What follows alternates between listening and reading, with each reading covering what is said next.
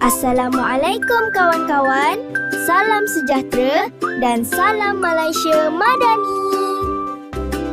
Selamat datang ke program Maths Spark bersama menyemarak penguasaan numerasi murid tahun 3. Ucapan terima kasih kepada pihak pentadbir, terutamanya Lieutenant Colonel Muhammad Nazri bin Saad selaku guru besar yang menyokong program ini dilaksanakan. Kawan-kawan sangat beruntung dapat menyertai program yang hebat dengan pelbagai aktiviti menarik.